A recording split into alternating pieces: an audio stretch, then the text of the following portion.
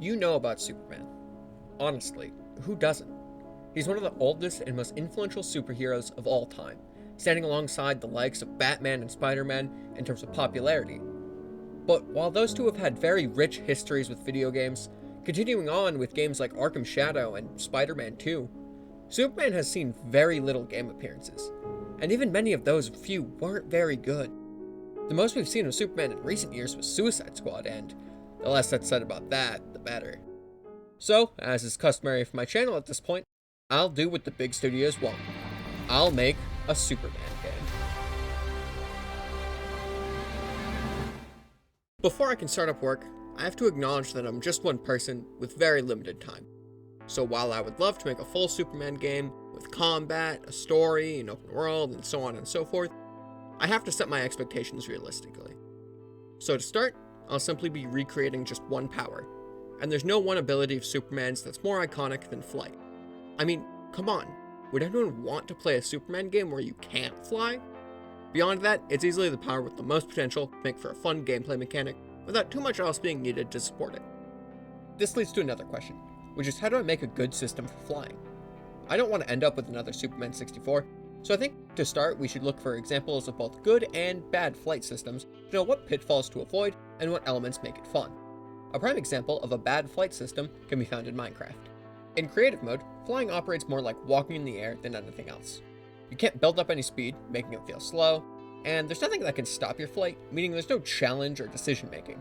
For its intended purpose of making building easier, the system works perfectly, but as a fun traversal system, it's terrible. As for a good flight system, one can, funnily enough, be found in Minecraft.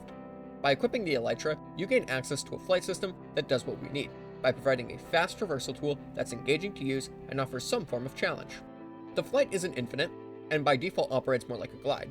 This can be altered by expending the firework item for a sudden burst of speed, but this is a limited resource that you have to think about whether it's worth expending.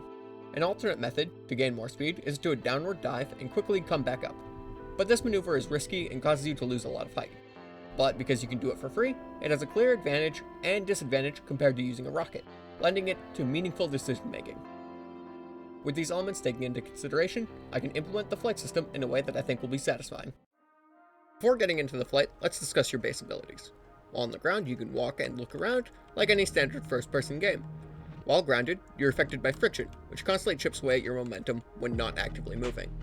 While on the ground, you can also perform a jump, launching yourself into the air.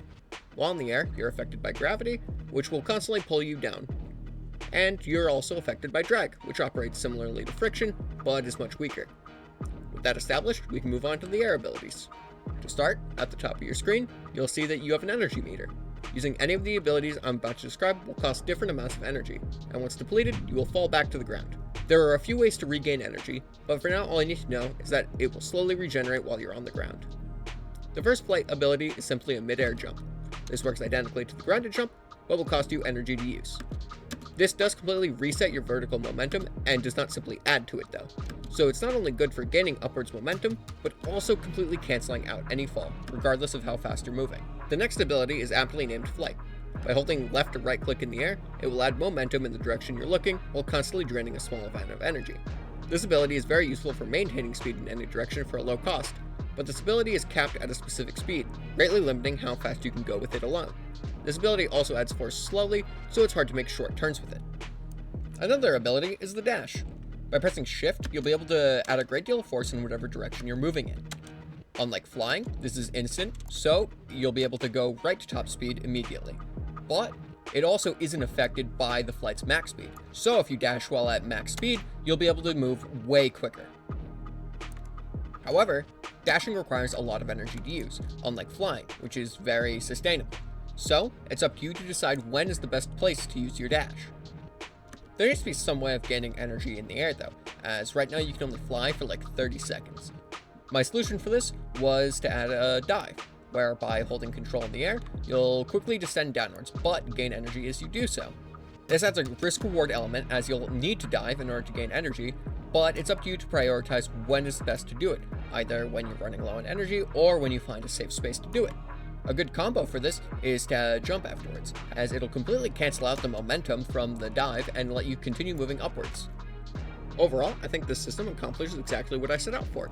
It fully delivers on the freedom and speed of flight, but each of the abilities have their own set of pros and cons, on top of the energy system requiring resource management and quick thinking, adding a layer of skill and creative problem solving to the system. To fully tie together the experience, I imported this free 3D model from Sketchfab. Shout out to this guy. A bit of a side note here, but because Godot read each building and car as a unique mesh, I had to manually add collisions to each of them, which wouldn't be that bad if there weren't over 1,200 of them. Once I finished with that Herculean task though, it worked perfectly as a nice area to fly around in. I even made the city infinite by simply duplicating the model and placing it around a center section of city.